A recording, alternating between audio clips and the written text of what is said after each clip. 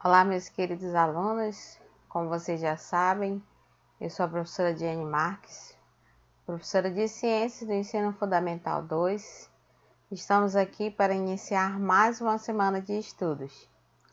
Sejam todos muito bem-vindos e vamos iniciar então a nossa semana a partir de agora. Bom, como vocês já sabem, nós já finalizamos nosso conteúdo, do primeiro bimestre. Já estamos caminhando para a nossa semana de avaliação. E essa aula de hoje, ela vai ser uma aula diferente, ela vai ser uma aula diferente das outras, porque sempre quando eu venho aqui com vocês, a professora sempre passa conteúdo, sempre passa atividade, e hoje, nessa semana, nós vamos estar trabalhando um pouco diferente. Então, antes da gente começar nossas avaliações, nós vamos estar trabalhando com correções. Então, nas nossas aulas, a partir de hoje, a professora vai estar trabalhando a correção do livro didático e do livro de atividade. Eu peço a vocês que procurem sempre acompanhar essas correções, tá bom? A professora não vai poder fazer as correções de todas as questões. Por quê? Porque nós temos pouco tempo, Temos só 30 minutos de aula, então não vai ser possível que a professora faça correção de todas as questões. Mas a professora vai procurar fazer a correção daquelas questões que eu acho mais pertinentes, Aquelas questões que eu vi que vocês tiveram mais dificuldades para realizar.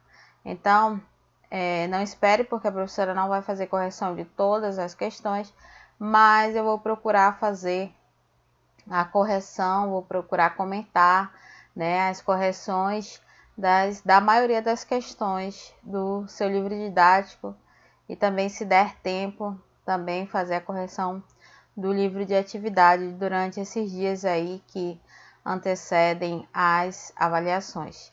Então, eu peço que nesse momento você pegue o seu livro didático e vamos para a nossa aula de correção de hoje.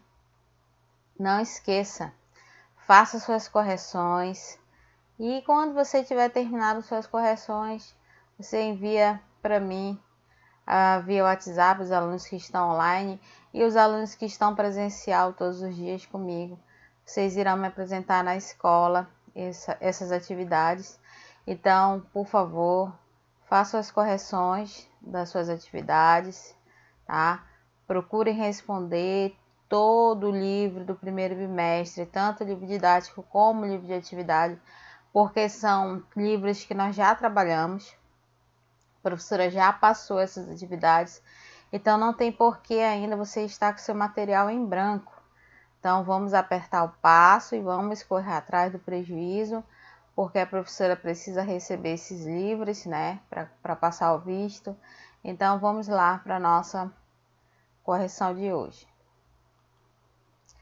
Bom, então vamos iniciar a nossa correção pela página 36. A página 36, do nosso livro didático é a página 8. Aqui no meu é a página 36. Então, aqui na página 8, é a sua primeira atividade do seu livro, Então, a gente tem aí a primeira questão, que diz que você tem uma tirinha em que Zeus e Benjamin Franklin são citados e relacionados, aos raios. E aí você tem um dos personagens dizendo como Zeus chegou a ser responsável pelos raios, E o outro personagem diz: o raio é muito divino. Aí o outro personagem responde para ele o quê? Todos sabem que o raio é apenas eletricidade.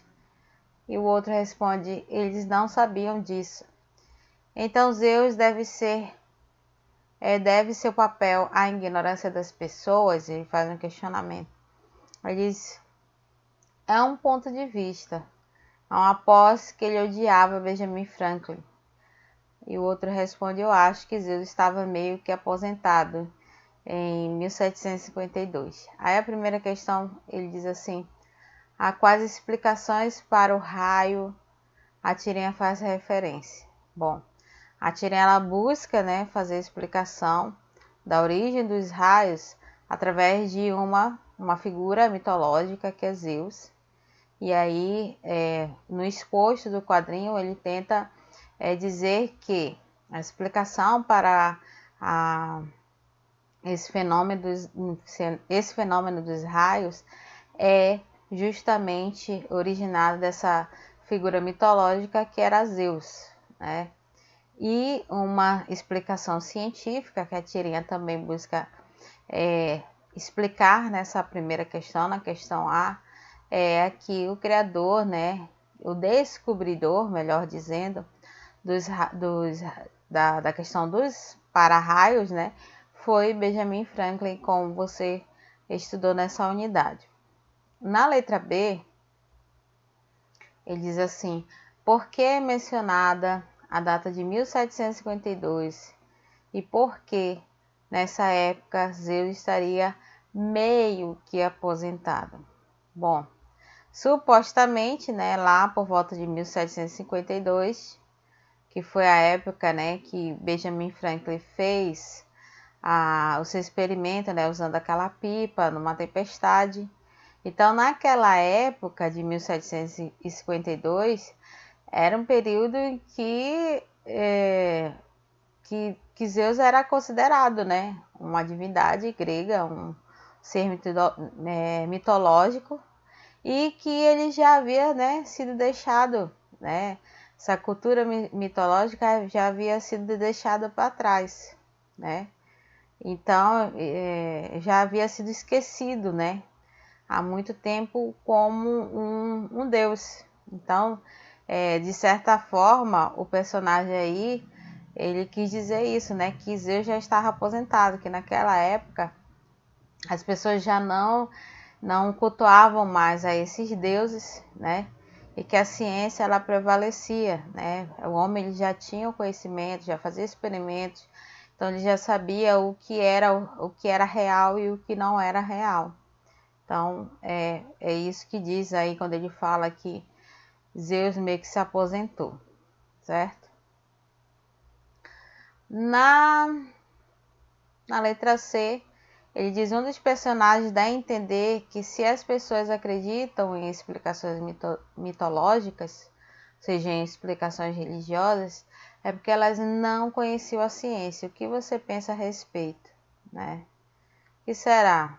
Por que será que as pessoas, antes do homem despertar essa curiosidade em estudar as coisas e descobrir o porquê dos fenômenos, por que será que tipo de explicações, né, esse personagem ele quis aí citar?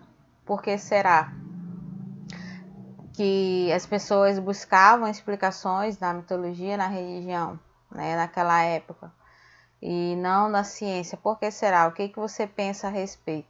A questão C é uma questão mais pessoal, em que você dará a sua opinião. Bom, vamos para a segunda questão então. Diz assim: o avanço da eletricidade e do magnetismo trouxe no século XIX e mais atualmente no século XX uma série de transformações em nossas vidas, em nossa forma de trabalhar, de conviver e de nos relacionar. Letra A. Cite alguns produtos tecnológicos que fazem uso da eletricidade, né? Então, o que você pode citar aí de produtos tecnológicos que nós sabemos que utilizamos a eletricidade? Se você olhar agora ao seu redor, você vai ver vários. O notebook que você está usando, o smartphone que você está usando, ou a Smart TV que você está me assistindo, a geladeira da sua mãe, o forno elétrico, a fritadeira elétrica, tem tantos objetos, né, que você pode citar aí. E essa é a resposta da letra A. Quem fez assim acertou. Vamos para a letra B. Quais as vantagens desses produtos em relação aos produtos anteriores usados para o mesmo fim? Então, qual será a vantagem, né, de a gente ter um produto que houve o avanço tecnológico nele e outro que não tinha, né, toda essa modernidade, todo esse avanço que é hoje, né?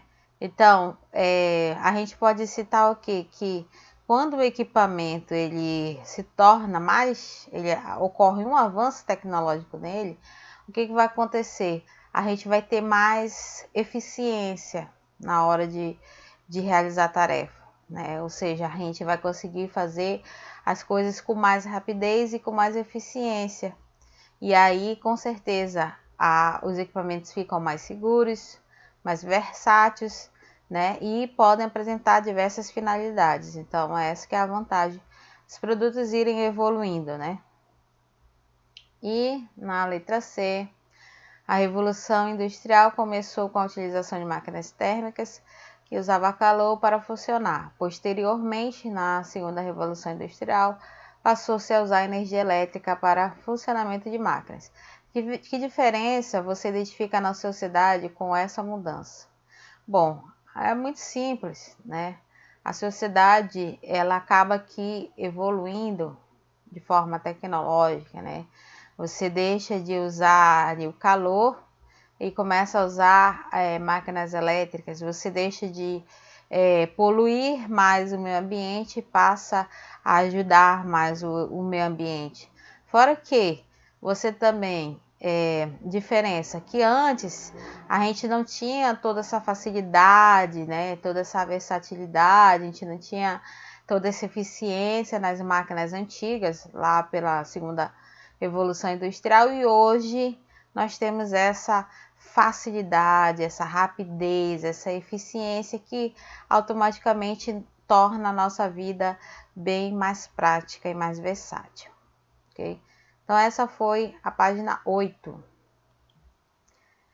Vamos então agora para a página 9 do seu livro didático. Questão 3, que diz: com base no modelo atômico apresentado, qual é o nome das duas partículas que estão presentes no átomo e têm cargas elétricas? Quais são os sinais de suas cargas elétricas? Muito simples, né? Próton, que está no núcleo do átomo. Elétron, que está na eletrosfera do átomo. Próton tem carga positiva e o elétron de carga negativa. Muito simples essa questão. Questão 4. Classifique as afirmativas a seguir como verdadeiras ou falsas. Letra A. Um corpo fica carregado positivamente quando recebe prótons ou perde elétrons. Isso é verdadeiro ou falso? Um corpo fica carregado positivamente, ou seja, sinal todo positivo em seu corpo, quando recebe prótons ou perde elétrons. É falso. Por quê? Porque um corpo ele fica carregado positivamente quando ele apenas perde elétrons. Então, essa partezinha aí, recebe prótons, está errada. Por isso, a letra A é falsa. Letra B. Um corpo fica carregado negativamente quando perde prótons. Não. Um corpo ele fica carregado negativamente quando ele ganha elétrons. Tá bom? Então, a letra B é falsa. Letra C. Um corpo fica carregado positivamente quando perde elétrons. Verdade. O corpo ele fica carregado positivamente, eletrizado de forma positiva quando ele perde elétrons. Letra D. Um corpo é eletricamente neutro quando tem mais nêutrons do que outras partículas. É falso. Um corpo neutro é aquele corpo que tem o mesmo número de carga, tanto positiva como negativa. Letra E. Um corpo fica carregado negativamente quando ganha elétrons. Verdadeiro. Você tem um corpo todo eletrizado negativamente quando esse corpo ele recebe elétrons. Letra F. O corpo fica carregado negativamente quando há ganho de prótons. Falso. O corpo ele fica carregado negativamente quando ele ganha elétrons. Então a letra F é falsa. Letra G. Um corpo é eletricamente neutro quando tem a mesma quantidade de prótons e a mesma quantidade de elétrons. Verdadeira. Certíssima a letra G. Vamos para a questão 5. A ilustração a seguir apresenta esquematicamente o modelo de um átomo, certo?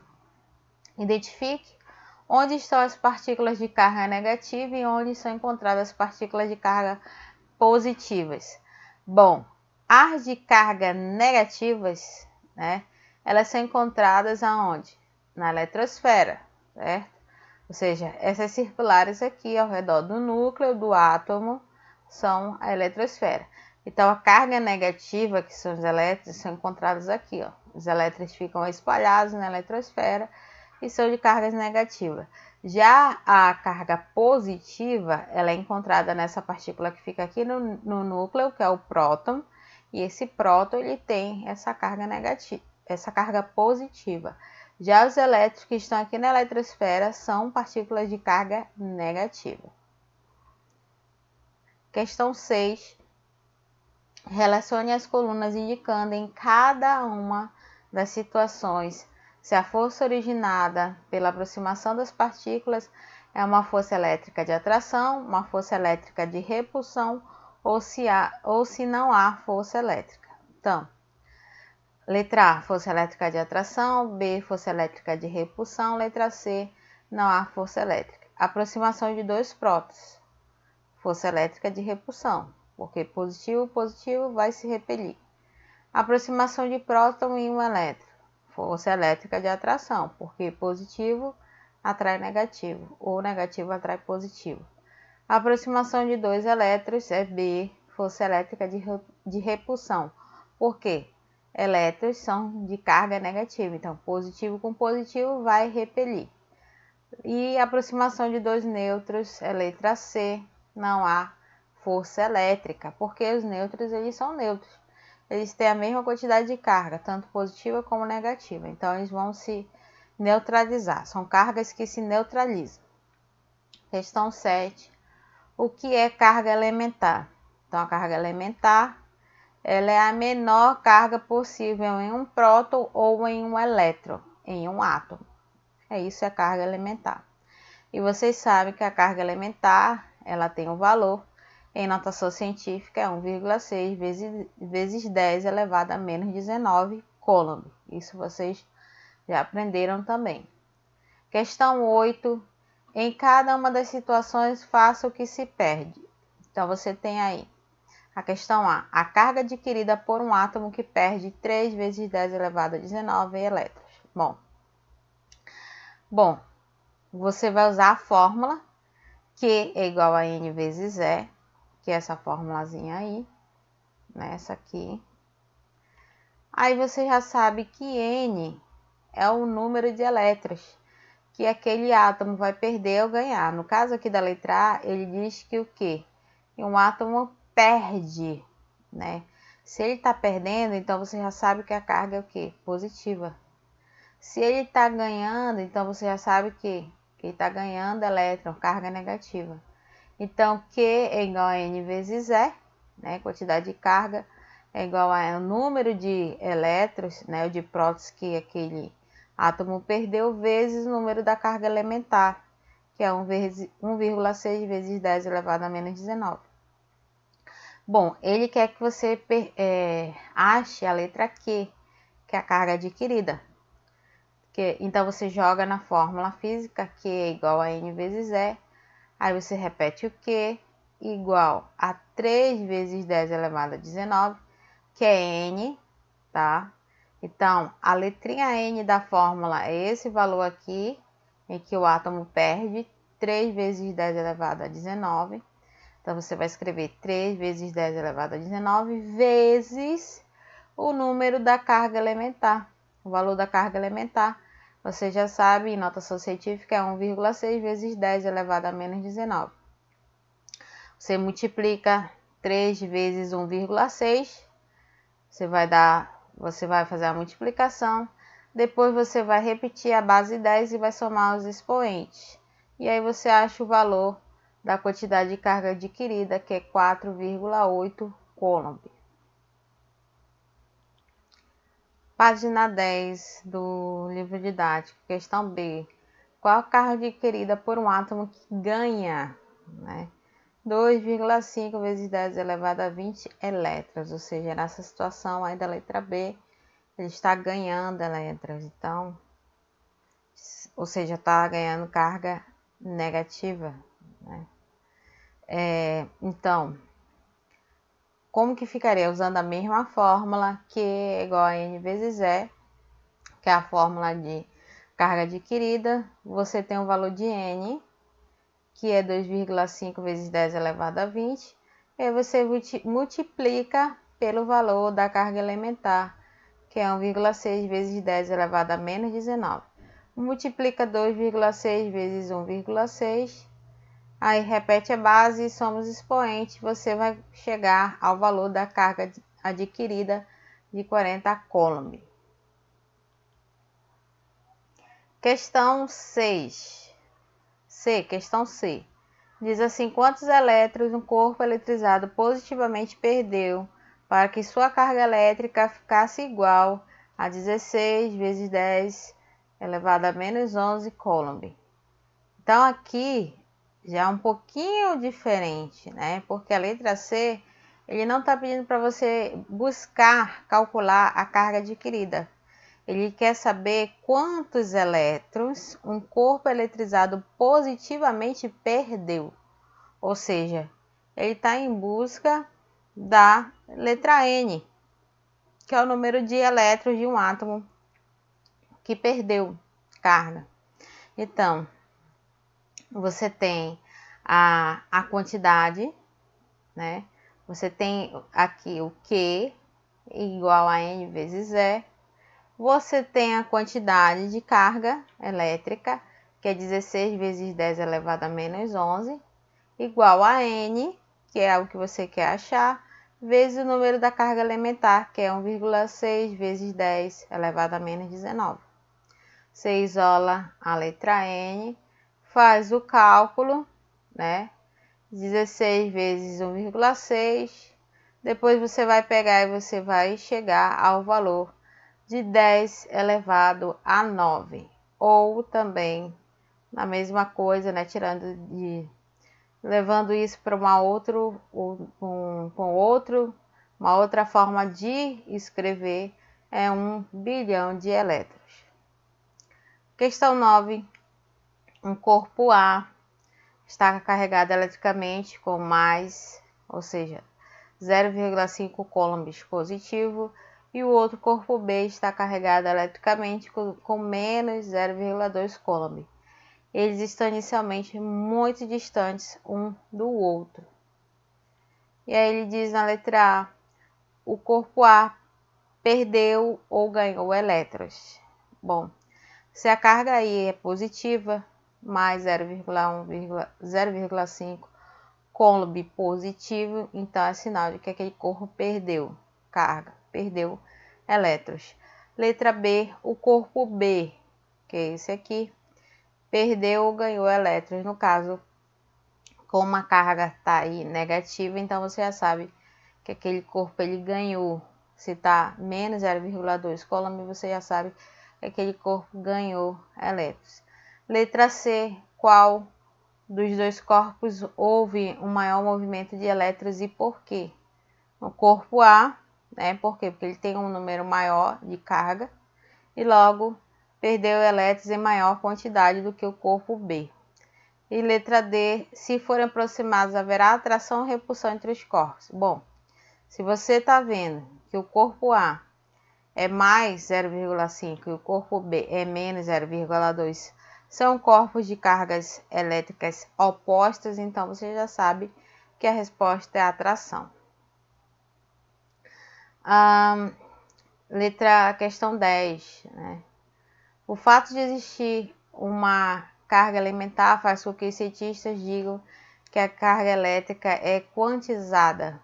Para entender o que esse termo quer dizer, podemos fazer um paralelo com as atrações financeiras. Pense que só são possíveis transações com dinheiros e moedas, sem transações eletrônicas. A menor moeda que temos em circulação é de 5 centavos. Ela seria então a moeda elementar. E poderíamos dizer que o dinheiro é quantizado. Para seguir o raciocínio, responda as perguntas a seguir. Qual o mínimo que a pessoa pode pagar ou receber? Com certeza, se é 5 centavos, então o menor valor é 5 centavos, 0,05. Letra B, nesse cenário, seria possível cobrar ou pagar um bem que custasse 3,72, por quê? Não seria possível, porque não é um valor múltiplo de 5 centavos, ou de 5, né? Então, você só poderia pagar se fosse 3,70 ou 3,75. Letra C, qualquer quantia em reais é possível para a trocas comerciais. Quais quantias são possíveis? Não são todas as quantias, só são quantias em valores múltiplos de 5. E letra D, pensando na semelhança entre os termos quantia e quantizada, como você explicaria o que é uma variável quantizada? Ou seja, quer dizer que uma variável quantizada significa dizer que ela não pode assumir qualquer valor, ou seja, ela só pode seguir um padrão, ou seja, só pode ser múltiplo de um determinado valor, ou seja, aí só pode ser múltiplo de 5, que é no caso aí da nossa questão. Vamos fazer então a página 16, correção do Organize as Ideias. Então, processo de eletrização, você já aprendeu que é por atrito, contato e indução. Condições iniciais do processo de atrito: 2 corpos neutros.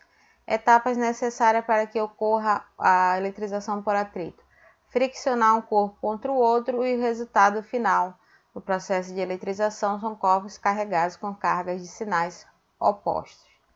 Eletrização por contato: condição inicial: ao menos um corpo deve estar carregado, ou seja, eletrizado.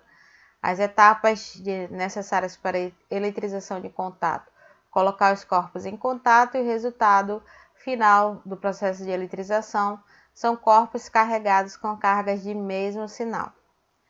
Processo de eletrização por indução: condições iniciais: um corpo carregado e o outro neutro. Etapas necessárias para a eletrização: aproximar o indutor do induzido que está em aterramento, cortar a ligação com a terra e afastar o indutor. O resultado final do processo de eletrização por indução são corpos carregados com cargas de sinais opostos. Vamos então fazer aqui a correção da página 17. A questão 1, não vou fazer correção porque não vejo necessidade de a gente comentar. Vamos então para aquelas questões que eu percebi que vocês tiveram mais dificuldade, como a questão 4, que diz assim: 2 corpos A e B de material diferentes, inicialmente neutros, são atritados. Depois disso, o corpo A adquire uma carga negativa de menos 0,2 e o corpo B é colocado em contato com o corpo C, idêntico ao corpo B, ou seja, e neutro. Qual o valor e o sinal das cargas adquiridas pelo corpo C? Bom, primeira etapa, né? Primeiro, o corpo A e B sofreram o processo de atrito, eletrização por atrito. Ambos ficaram com carga do mesmo valor, mas com sinais opostos. O corpo B com 0,2 coulomb, né? Isso aí a gente já sabe. Ou seja, o corpo B ficou com carga positiva, 0,2 coulomb, e o corpo A ficou com carga negativa, 0,2 coulomb. A segunda etapa foi pelo processo de eletrização por contato. São corpos idênticos, né, na segunda etapa do processo. E a carga total foi distribuída entre os 2 corpos. Então, o corpo B igualou a quantidade de carga com o corpo C. Então, o que você tem que fazer? Você tem que pegar a carga do corpo B, que é 0,2, e dividir por 2, que é a quantidade de corpos que você tem aí. E a resposta vai ser 0,1 coulomb. Ou seja, o corpo C fica com carga positiva de valor igual a 0,1 coulomb positivo. Na página 18, para a gente finalizar nossa aula de hoje, vamos corrigir a questão 6, que é uma questão que eu vi que vocês tiveram bastante dificuldade. 3 esferas metálicas idênticas A, B e C estão isoladas uma da outra. A carga das 3 esferas está ilustrada abaixo. Então, a carga da esfera A, ou seja, é mais 4 coulomb, da esfera B é menos 6 coulomb e da esfera C é mais 2 coulomb. Aí ele diz, a esfera A toca primeiro na esfera C. Depois, elas são separadas e a esfera A é encostada na esfera B. No fim desse procedimento, qual o valor da carga que cada uma delas adquiriu? Então, ele diz que pegou a A e encostou na C, né? Então, você pega a carga da A, que é 4 coulomb, soma com mais a carga C, que é mais 2 coulomb. Então, você vai fazer esse processo aqui, ó. Encostar o corpo A no corpo C e dividir por 2, que é o número de corpos. Então, vai ficar quanto? 4 mais 2 é igual a 6. 6 dividido para 2 é igual a 3 coulomb. Então, no primeiro processo, corpo A e corpo C terminaram os dois com carga positiva de 3 coulombs. Depois, ele diz que a esfera A, que está com carga de 3 coulomb, ela encosta, né, no corpo B. E aí você vai fazer esse novo cálculo. Carga do corpo A mais carga do corpo B dividido para 2, que é a quantidade de corpos. Aí fica a carga 3 coulomb, que é a carga do corpo A, mais menos 6, que é a carga do corpo B, dividido para 2. Mais com menos, você sabe que é menos. Então, 3 menos 6 é 3. Sinal negativo, porque mais com menos é menos. Aí fica menos 3 dividido para 2, vai dar menos 1,5 coulomb. No final, as cargas do corpo A vai ser menos 1,5 coulomb, a carga do corpo B vai ficar 1,5 coulomb e a carga do corpo C vai ficar 3 coulombs positivo. Ok, meus queridos? Então, essa foi a nossa aula de hoje, as correções de hoje. As próximas questões não precisa fazer porque eu não vi dificuldade dos senhores nessas outras questões. Então, a gente continua, então, na nossa próxima aula.